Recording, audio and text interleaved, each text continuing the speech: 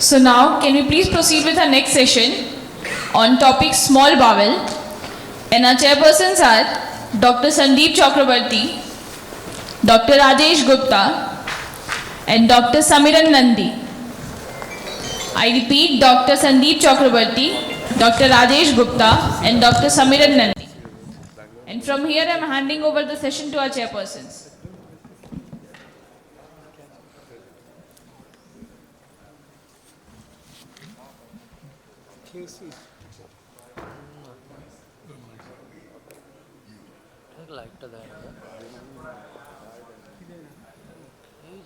Good morning, everybody. It's an honor to chair this session and to invite Dr. Sadiq Sikora for his talk on mesenteric ischemia, contemporary view. Dr. Sadiq, please. Good morning, everyone. Thank you very much, chairpersons. And I'm going to speak on acute mesenteric ischemia, contemporary viewpoint. That's the title given to my talk. Let me start by saying that we all realize it is an uncommon and a highly complex clinical problem which a GI surgeon faces. The incidence is quite variable, the diagnosis is difficult and is often unrecognized as a cause of death. And the mortality actually remains quite high, up to 70%. And also only 1/4 of these patients survive, once they are hospitalized, survive beyond a year. This is a meta-analysis in 2015 looking at pooled number of acute mesenteric ischemia of around 4,500 patients, and a mortality was of 63%. The acute arterial mesenteric ischemia mortality was 74%, and venous ischemia it was 42%. What was also interesting is the mortality had not changed over the last decade in this systematic review. So we all know that these are the various causes of mesenteric ischemia: arterial, embolic being 45%, thrombotic being 25%, 10% are venous. This is the Western distribution, and non-occlusive disease is 20%. And these are some of the representative images of ischemic bowel, thrombosis of the superior mesenteric artery, both in sagittal and axial cuts. And this is an extensive portomesenteric thrombosis in the coronal and axial cuts that we can see. So I just want to apprise this audience with this fantastic contemporary series which was published in 2015, and it so happens Dr. Nundy is also the chairperson of this. A large number of patients of 113 who underwent surgery, and equal distribution of arterial thrombosis and mesenteric venous ischemia, and a mortality of 40%. If it was arterial, the mortality was 50%. But I want you to pay attention to the subsequent two things, that revascularization was attempted only in about 10% of these patients of arterial ischemia, and relook procedures were performed in about 11.5%. I want to keep these figures in mind. So in our first 11 cases, of which 5 were mesenteric arterial ischemia, we had 4 deaths, and with a mortality of 80%, with multi-organ dysfunction, sepsis, so on and so forth. And we were quite distraught. We decided that we'll critically look at how we want to manage our patients of acute mesenteric ischemia. So we realized that there are 3 R's which are relevant in management of these patients. The first, of course, is rapid diagnosis. So there is a high index of suspicion which is required, and we need to confirm this with a early contrast-enhanced CT scan. The second component is good resuscitation of these patients. So good tissue perfusion, oxygenation, broad-spectrum antibiotics, and anticoagulation. The third important component we realized is we need to salvage as much as bowel possible at the earliest. So revascularization was an important consideration. We looked at the literature which talked about surgical versus endovascular revascularization. And it was clear in several systematic review and meta-analysis that the technical success rate, the mortality, bowel resection, renal dysfunction, all were in favor of endovascular revascularization with the advancement of interventional techniques. So these are some of the revascularization options which we exercise. In arterial thrombosis, it's balloon angioplasty, stenting, transarterial thrombolysis, and then eventually continuous intraarterial papaverine infusion. In embolectomy, thrombolysis, and then intraarterial infusion. The mainstay in venous certainly remains only the systemic anticoagulation, but in selected cases, one can do direct thrombolysis. We added 3 more components in this key management protocol and made it 6 Rs. This was resection of ischemic bowel, which is obvious, relook and laparostomy, and finally restoration of continuity. So relook surgery, we realized, and that is also represented in literature, that it helps to identify areas of ischemia subsequently in about 40 to 70%. And it reduces the mortality and morbidity significantly when these are taken care of earlier. And also it helps us determine the appropriate timing of anastomosis. The other issue is need-based laparotomy versus laparostomy. And clearly laparoscopy fares better in terms of avoiding intra-abdominal hypertension, which is critical in mesenteric ischemia. It also provides good access to the abdominal cavity recurrently without any putting incisions and closing the fascia. It can be performed in the ICU under sedation also, and eventually one-time closure can be performed quite reasonably well with minimum complications. So putting all this together, we devised a novel approach to AMI. It's not novel, but putting them together in a certain manner is what we practiced. So aggressive revascularization was a primary aim by the techniques which I mentioned. Laparotomy with resection of devitalized segments, relook and laparostomy, anastomosis to restore continuity, and a relook post-anastomosis also, and then eventually closure of laparostomy. If there is peritonitis, the first 2 things are reversed, that first laparotomy and then subsequent early revascularization. And we call this a relax approach. So this is one of our patients with SMA thrombosis. You can see that there is stenting and complete restoration of flow following thrombolysis. This is the patient with extensive mesenteric venous thrombosis, and you can see that direct transhepatic approach, aspiration of thrombus, and then a great degree of revascularization has been achieved by this. These are some of the operative images, various grades and extent of ischemic bowel, which you can see in arterial and some in venous.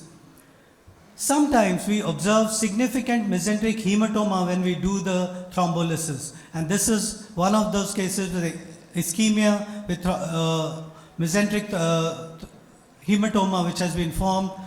Multiple resections were performed, and we do not bring out the bowel but leave it inside with clamped ends, and we put a Bogota bag laparostomy. Relook done, areas of ischemia are again resected and closure done with Bogota bag, and eventually there is a restoration of continuity when there are no ischemic segments, edema of the bowel is reduced, and we can do a safe anastomosis. So the benefits of this approach is salvage of bowel with early aggressive revascularization. We realize whatever bowel is damaged, we can't salvage it. So we need to salvage the bowel which is remaining by taking care of the ischemia and revascularizing it. The relook ensures that areas of non-viable bowel are taken care of early, and these can be quickly addressed. Relook before restoration ensures good resuscitation of the bowel, edema is reduced, and we can do anastomosis in a safe manner. And the most important advantage I see is the avoidance of stoma with their ill consequences which we encounter when doing in mesenteric ischemia. There is technical difficulty in fashioning this because of the edema of the mesentery, edema of the bowel. Sometimes we have to make a proximal stoma with high output failure, and managing this is a problem. Stoma related complications are an issue with this, and we invariably lose some bowel when we are restoring it. And in this situation, every inch of bowel is valuable. So what was the impact of this relaxed approach in our series, which we saw? So we had a total of 45 patients with acute mesenteric ischemia, 62 were arterial and 17 were venous. Overall mortality after what we saw earlier was about 13.5%, with an arterial mortality of 21% and venous of 11%. The revascularization rate in arterial was close to 70% by interventional radiology techniques. A median and mean relook procedures were 3 in our series, with 1 to 6 relook procedures often required for these patients. And pre-relax, our stoma rate was about 80%, and post-relax, it came down to only about 6%. So we were able to avoid stomas in a large proportion of our patients. As a matter of fact, significantly large proportion of patients. When we look at specifically at arterial mortality, the pre-relax, as I showed you those 4 cases, 80% mortality, it came down to 15%. And then we had a blip in terms of the COVID, where we had extensive thrombosis of renal, peripheral and mesenteric extensive thrombosis, and we lost 2 of the 3 patients in that situation. So this is the algorithm which we have been discussing, and this is what I've put in one slide, that if there is peritonitis, resection, then early revascularization. As a matter of fact, we have taken patients after resection to the radiology suite and done a revascularization immediately after that. And if there is no peritonitis, revascularization, laparoscopy or laparotomy depending on the clinical situation, relook laparostomy, anastomosis or stoma in about 6%, as I mentioned. So in summary, we realize it's a challenging problem as diagnosis is delayed and mortality is high. Rapid diagnosis, resuscitation and early revascularization are the key. We believe with the available expertise at our place, endovascular revascularization is the preferred method with very high success rate and good outcome. Relook is critical, laparoscopy is good and is an effective approach for quick and easy access to abdomen. So basically this kind of an aggressive protocol in specialized interest areas of people who are wanting to practice this may be the key in improving the results in these patients. And I believe that this relax approach which we have described addresses all these and ticks all the check boxes or checks all the boxes in the management of acute mesenteric thrombosis and promises excellent results. Thank you very much. Dr. Sikora, it's excellent study. I mean, quite impressive because you have brought down the mortality from 80% to nearly 15%, and that's very commendable. And I also congratulate the vascular or the interventional radiology team of your hospital. Now, this is not readily available all the hospital, although we have. Now, can I ask one question? That what is the time? Is there any time bearing the onset or presenting, the patient presenting to you, and when to intervene? And when to do a relook laparoscopy, what is the time bearing? So, I mean, I think that's a very critical point, at what stage you get the patients, and that is very important. We all realize that unfortunately in our setups, we don't get them early. So, what we try to do is, at whatever stage we get, irrespective of the time, we try to evaluate the extent of block and can it be revascularized. So that is our primary goal. Sometimes we realize that there are ischemic segments, but we try to revascularize because, as I said, whatever bowel we can salvage is probably more important, unless patient is in sepsis, hypotension or multi-organ dysfunction, where you want to get out the ischemic segments first. And we don't discriminate with respect to timing, but we say that whenever revascularization can be done, should be done. The less number of relooks are in venous generally, whereas in arterial the number of relooks are higher, because you expect that often we see progressive or new areas coming up despite the revascularization. So my question is, this is a disease where in the initial period we hardly have any signs. It's only the symptom of severe pain.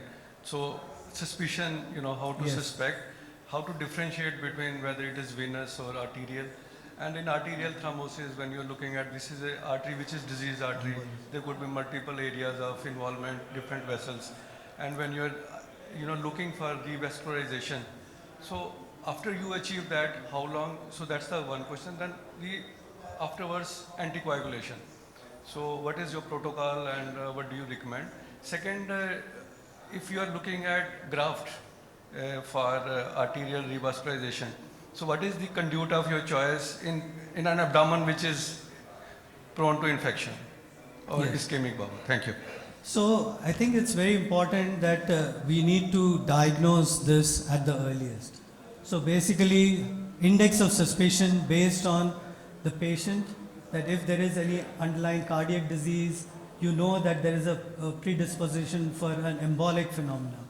If there is a thrombotic situation, then thrombosis, and so on and so forth.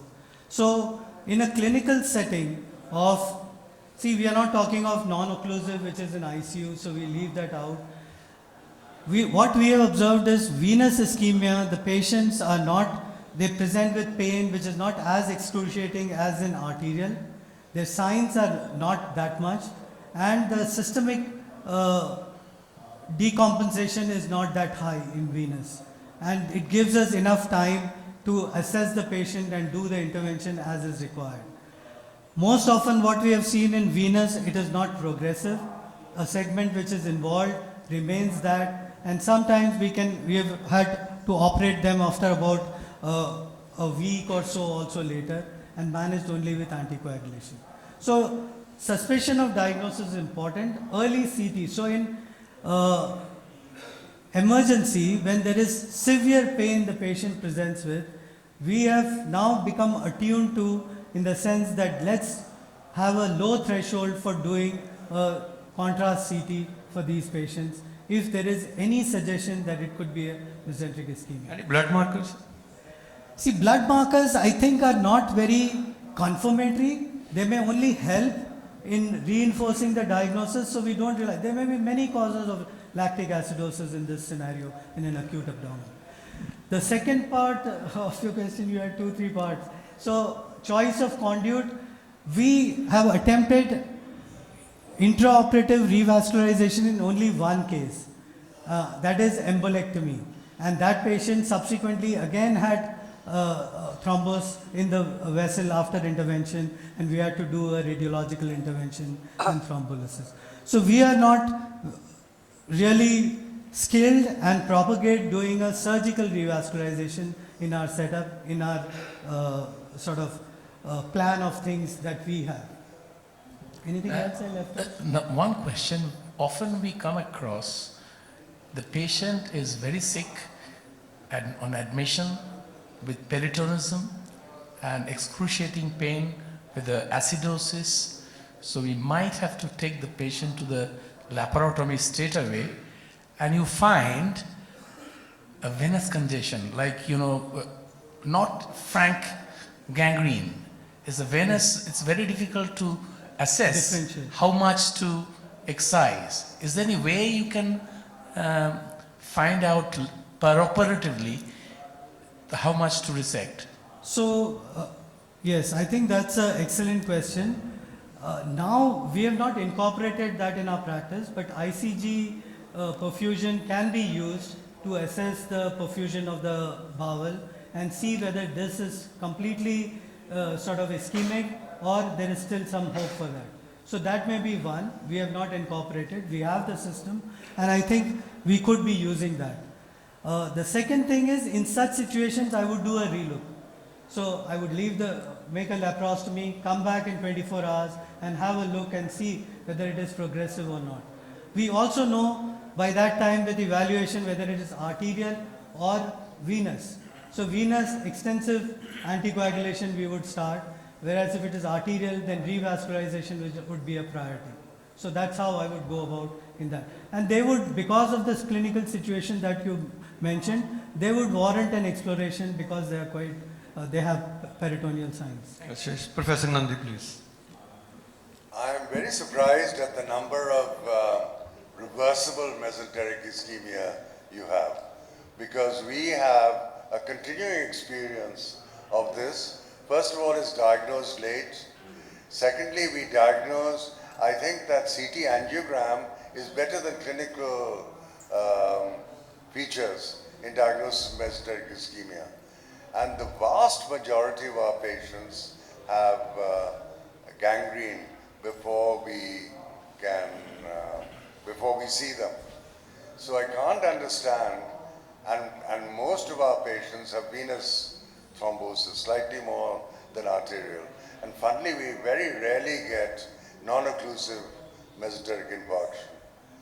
So I think the reason why we did such few revascularization was most of them were irreversible. They were gangrene before they came to operation. And I am surprised that you get such good results from interventional radiologists. So I mean that is exactly Most of our patients have gangrene.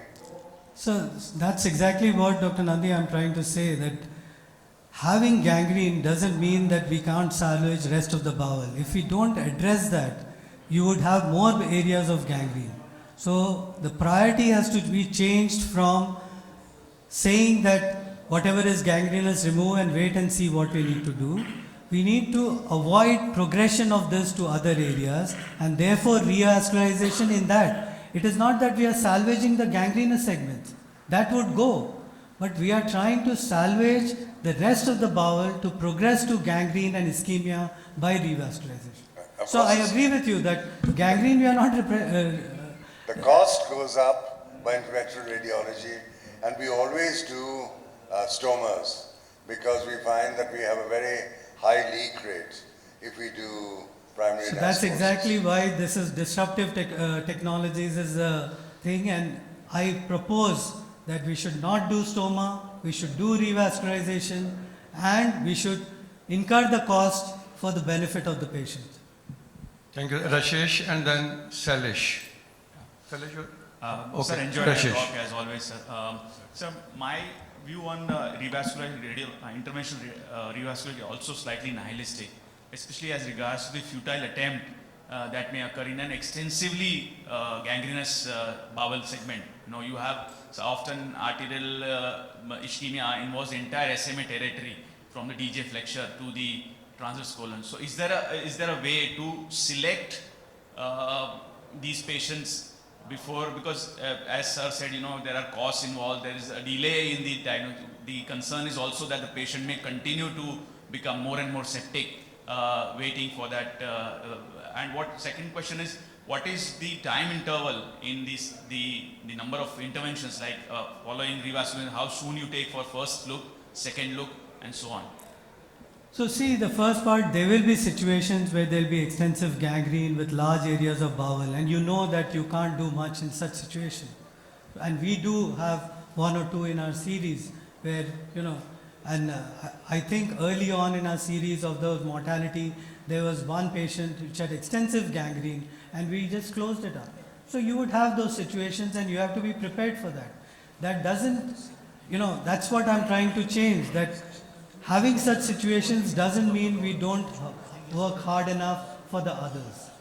Now, as far as, and I think that was one of the questions Rajesh also had, is, so if we are doing an intervention and if there is no peritonitis, renal dysfunction, hypotension and so on, so we would go ahead after a CT, sort of identify the area of block, see what kind of intervention and revascularization is possible in that.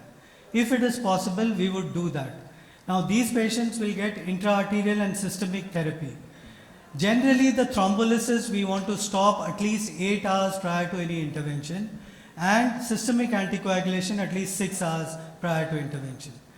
We have not had a situation, because they were on thrombolysis and anticoagulation, that we have severe bleeding intraoperative. We have not encountered. So I can also say that don't be worried about that kind of situation happening after doing that. But give enough time for it to recover from that. And as you said, what is the anticoagulation protocol? I think that was one of the things. Once we do that, during the period of relook, which we do, they get systemic, and if there is a catheter present in the SMA, which we leave if we are doing thrombolysis, we continue the intra-arterial perfusion of favipiravir. We may do every 24 or 48 hours arteriogram to see the flow and restoration of arterial flow which has been established by the thrombolysis. Once it has consistently been established, we can pull out the catheter, continue the intravenous anticoagulation, and subsequently they go on both, if it is arterial, both on oral anticoagulation and antiplatelet agents. So relook is how soon, sir? Relook? So relook again, usually between 24 to 36 hours, and then subsequent relooks depending on the purpose. If the ischemia has stabilized, then we are looking at how the bowel improves, whether the edema is less or not. And as Dr. Nundy mentioned, if you do the anastomosis early, you're bound to get leaks. So you delay the restoration of continuity till you have healthy, non-ischemic bowel, and you have established good flow of the mesenteric vasculature. So Rajesh, I think Sir has clearly said that you need to resuscitate these patients in this interval, and once you achieve that in 24 to... So last question, sir. Sadiq sir, my question was, and in your series also, it's that we get more cases that Dr. Nundy was saying of venous thrombosis. And in these cases, and your results showed that the success of interventional radiology was much less compared to arterial. So we also experienced that, and we have attempted several cases, like around 6 cases where we went in because we suspected gangrene, resected, and also did a venous thrombectomy right up to the portal vein. And we had some good results with that. So my question to you was, you have emphasized a lot on interventional radiology, and I totally agree with it. But if you are going in, so can't you do a surgical revascularization, because that we all have experience with vascular surgery and we have done it, and I think that can save a lot of problem of shifting the patient and doing that thing. If you're not opening the patient, that's perfectly fine. So Shalin, I think it's a function of your skill and what you can do. And now, as I showed, that comparison between surgical and interventional radiology, there is a benefit because you can continuously monitor and intervene if there is a problem. Whereas in surgical, you have one time, and if it fails, then you have to again resort to interventional procedures. So if you have the skill and the ability, and it is say an embolus, you can do an embolectomy. And as you said, in venous, if thrombectomy can be done, I think I have no qualms against that. And I agree that, as a matter of fact, our radiologists are very keen to do venous thrombectomy and thrombolysis. But I'm not convinced about venous interventional radiology doing any benefit. And we also see that the major benefit is with systemic anticoagulation, because it is invariably self-limiting. You may have subsequent complications related to the thrombosis apart from the bowel. But we have also seen complete resolution of venous thrombosis with oral IV anticoagulation over a period of time. Thank you. I would encourage residents also to ask questions. The president is standing in front of you, so I mean that itself should be motivation. But if there are none, thank you so much, sir. Thank you. Thank you. Thank you very much.